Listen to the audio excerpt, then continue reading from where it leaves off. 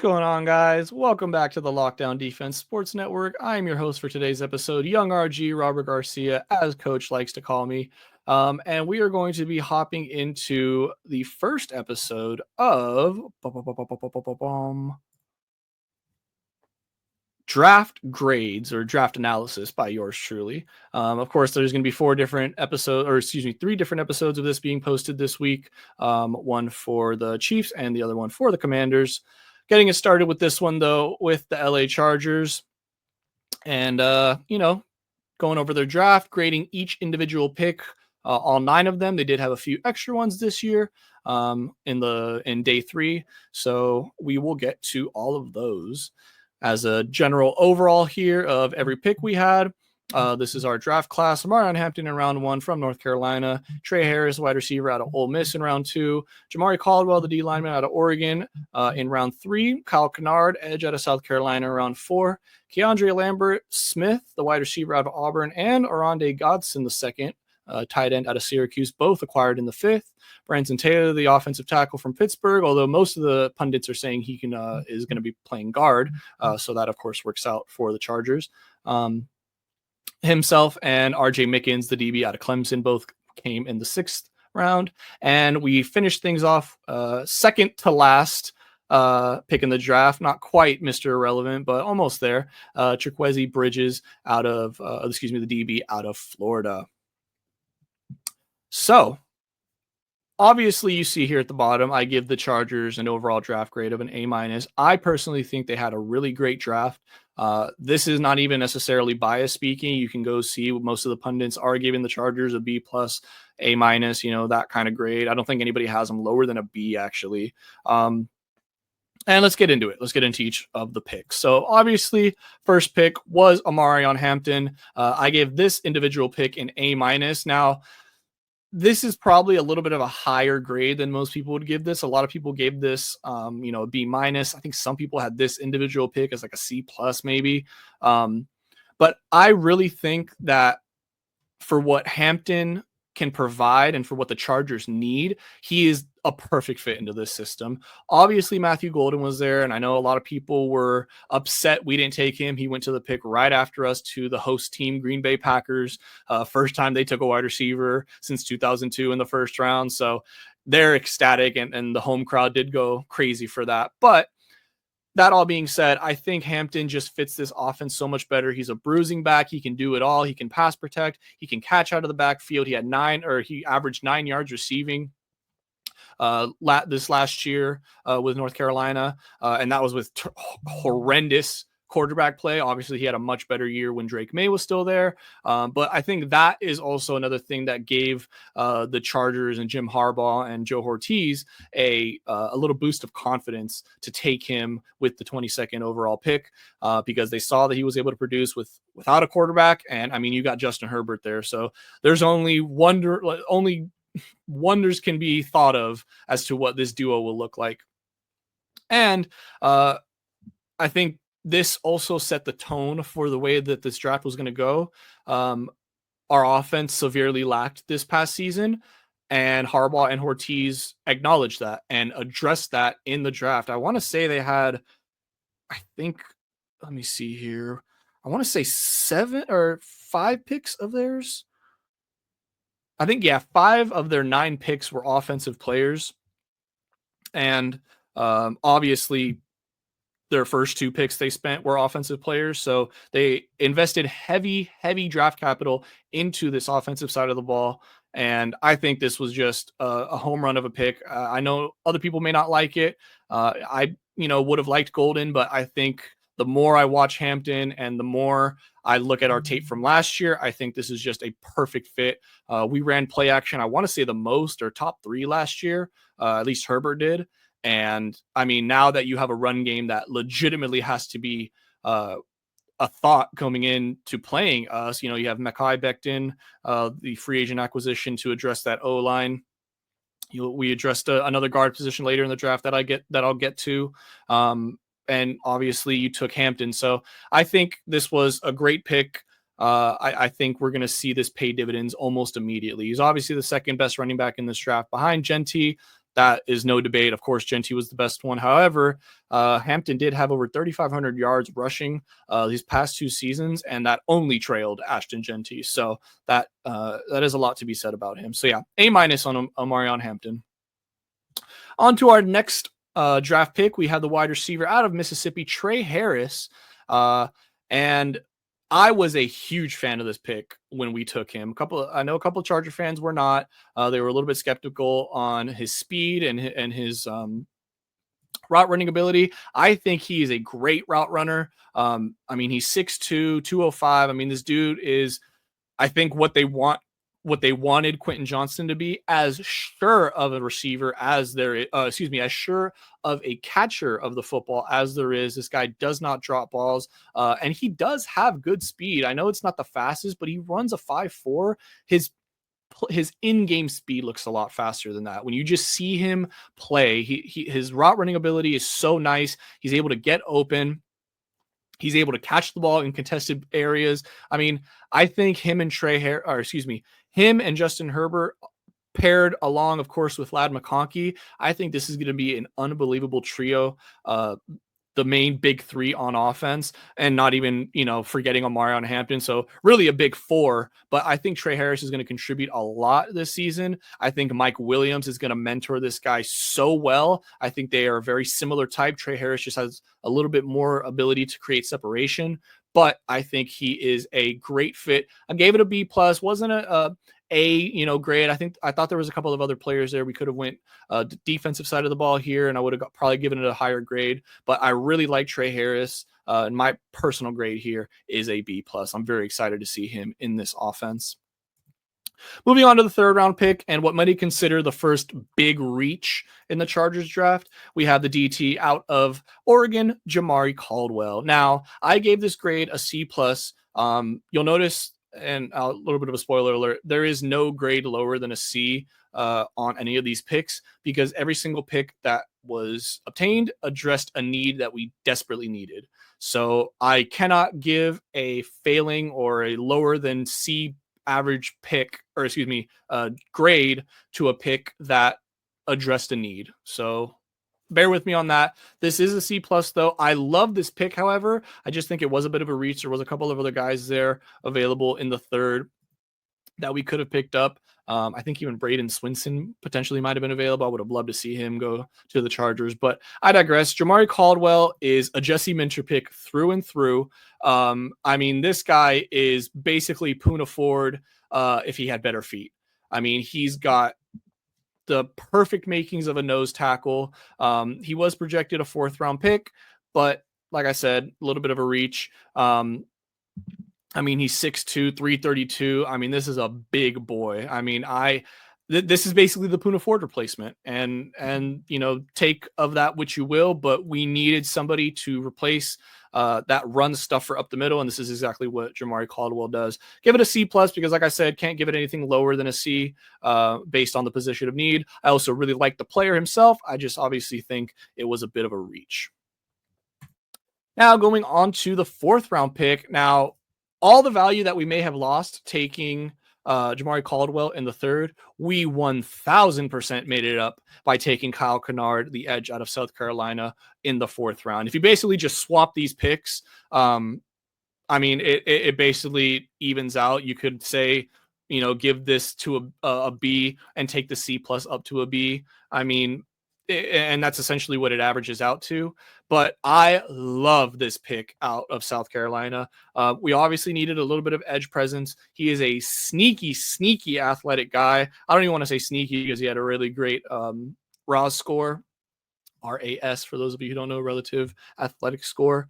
And I'll get to that in a minute as we approach the end of this draft, because that played a huge part into our draft class here. So obviously Kyle Kennard, he's got a long frame. Guy is 6'4", 254. So I mean, just a behemoth of a human being. He had really great production last year in the SEC. I mean, he's got great chop ability, great turning the corner ability. He's able to slip off blocks and pressure the pocket, and, when the play gets extended. So obviously, we see a lot of times Mahomes rush out to his right and just buy time. So I think Kyle Kennard is going to be a really important piece of this defense. I think Jesse Minter is going to mold him into something fierce. I think he's got great leadership and great mentorship in that locker room, obviously with Khalil Mack and a couple of other guys. So I'm really excited for this pick. I gave it an A because, like I said, I thought this was a steal of a pick this late in the draft. So basically just flop this one and Jamari Caldwell, and you average out to about B's. On to our first pick in round 5, we had another wide receiver. Chargers going very heavy on offense, as I mentioned earlier in the draft, going with Keandre Lambert-Smith out of Auburn, the wide receiver. I gave this a B-. I gave it a B- because we had already taken a wide receiver earlier. However, I am not upset with it. I just think maybe there was some other positions that we could have went with. However, after reading up on this guy, I absolutely love him. So he played at Penn State all years except his last. He transferred to Auburn.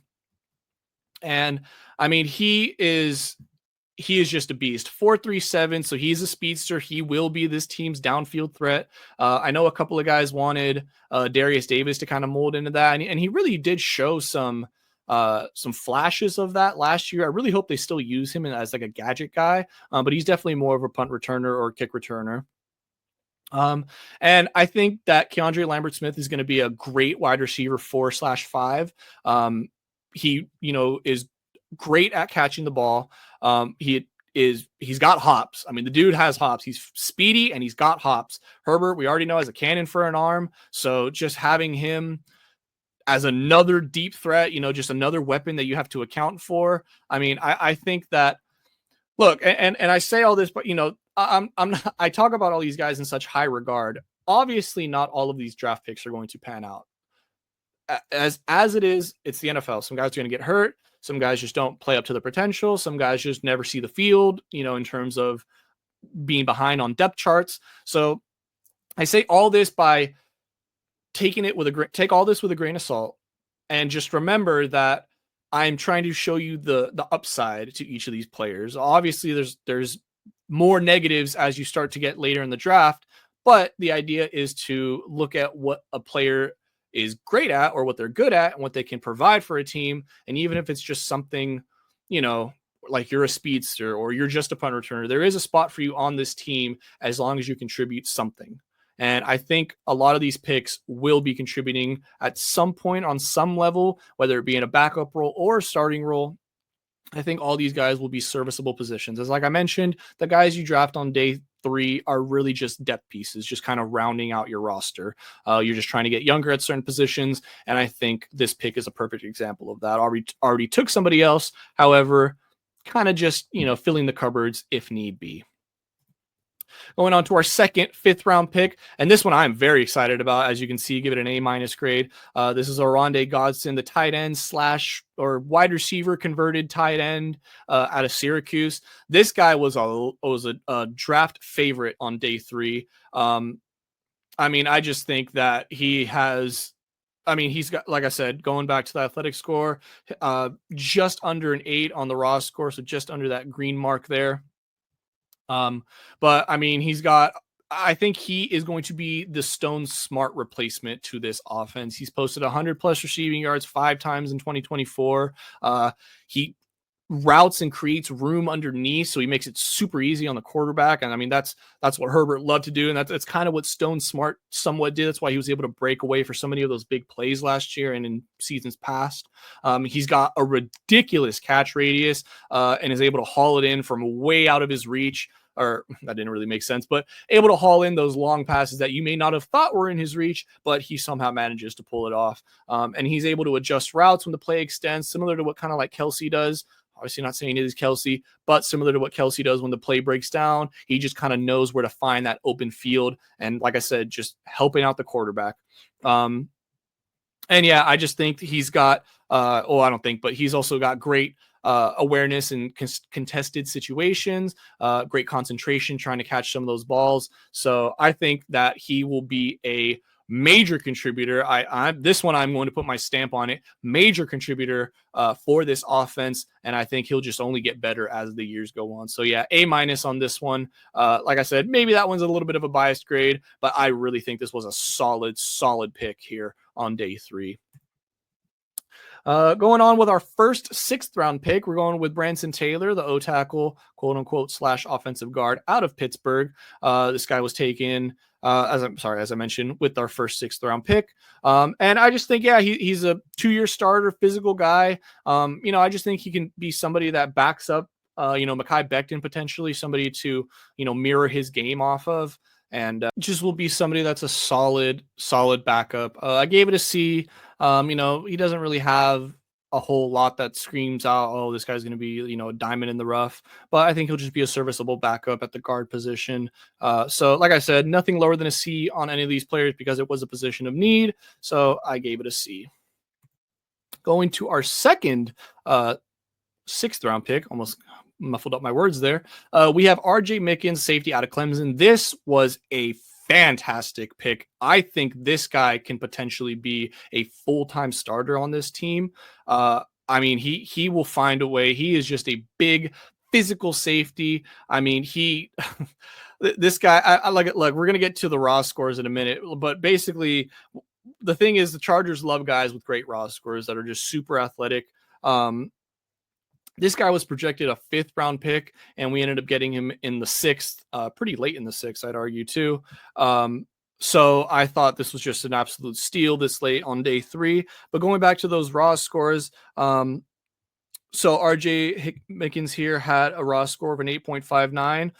7 of the 9 players drafted by the Chargers had a raw score of at least 8.5. And the 2 players that didn't were, of course, Jamari Caldwell, which kind of makes sense. He's not much of an athletic freak. He does have great footwork and great run stuffing protection, but not obviously that athletic at that size. And then the other one was Arende out of Syracuse. He had a 7.9, so 7.95. So almost there, almost quite got there. But yeah, I think it was. I think they obviously went into this draft with a mindset of what they wanted to do. And I think they addressed it. So yeah, RJ Mickens, he's got great instincts. He plays faster than what he timed. He timed a 4.49, which is still pretty fast, but he played even a little bit faster than that. He's really great in short zone. He's a great tackler, a great enforcer. I think watching him and Derwin play out there would be pretty damn fun. Like I said, just great instincts, able to read plays, diagnose those routes. Very good wrap-up technique. He's a sure tackler. He's got a long wingspan, and he uses every inch of it to make every single tackle. Great at changing directions. This guy is just, I feel like he is he's going to be a Minter favorite, and he's going to find his way onto a starting role some point in this season. Book it, whether it's through injury or just flat out playing to a high enough level. I think we are going to see RJ Mickens start a game or multiple games for the Chargers this year. And of course, finishing it off with the last pick of the draft, it's Trikweze Bridges, cornerback out of Florida. I obviously couldn't find a whole lot of stuff on him. He is the literally second to last pick of the draft. But it was at a position of need.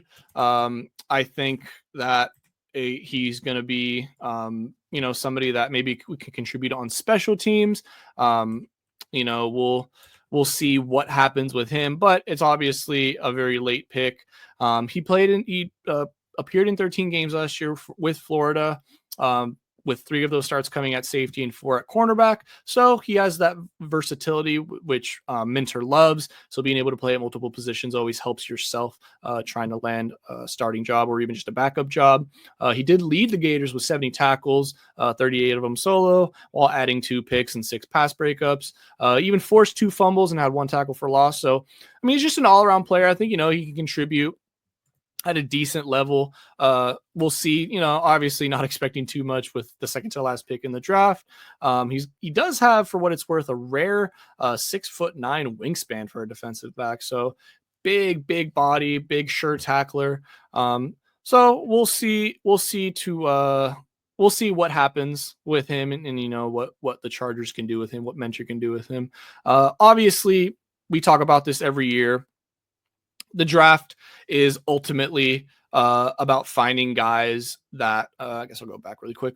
We'll talk. The draft is about finding guys in day 3 at least that can potentially contribute on special teams and just fill out roster spots. You're really hoping. We did have 9 picks, so in a normal draft of 7 picks, 1 in each round, you're honestly hoping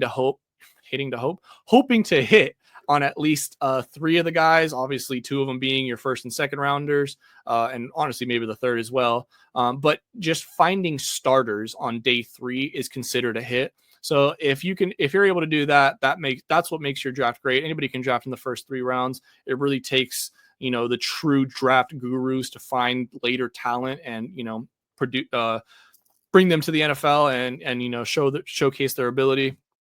So with all that being said, guys, obviously I forgot to mention, gave the draft pick a C+, position of need, but it's obviously as I mentioned, the second to last pick in the draft, so you're not really expecting much. Although Brock Purdy, Mr. Irrelevant, turned into something, so you never know. Maybe this new regime, and maybe they hit on all these picks, and then we're like, oh my god, this is the greatest duo of head coach and GM ever. I'm obviously trolling on that. They have a long way to go. But that is going to do it for me, guys. That is going to close out the video. If you want to check out any of our socials here, myself, Coach Mike Dub, and the real AG Alex Givens, go ahead, check out all of our socials here. And then, as always, don't forget to like, comment, and subscribe to the Lockdown Defense Sports Networks. We're on all social media, X, formerly known as Twitter, Instagram, TikTok, Twitch, YouTube. You know where to find us. And that will pretty much do it for me, guys. Thank you so much for watching. Hope you guys had a wonderful day. Tell me about your team and your draft grades for your players in the comments below. Let me know what you thought of my grades for the Chargers. If you're a Chargers fan, let me know what you agree with. Let me know what you disagree with in the comments below. I'd love to chat with you guys. I'm always open to talk ball. Love this game, man. And the draft finally went, and it was a amazing time. Had a blast doing that first live stream with the Hit Squad. And obviously day 2 and day 3 were super exciting as well, just given the amount of talent that was in this draft. This was a very, very talent-filled draft, to say the least. So maybe it's not too far out there to say that, a lot of these guys could potentially be starters, just given the amount of talent there was, finding these guys in the later rounds. So we'll see what happens, guys. But once again, thank you for watching. Y'all have a wonderful night or day wherever you're at. And I will see you in the next one. Take care, everybody.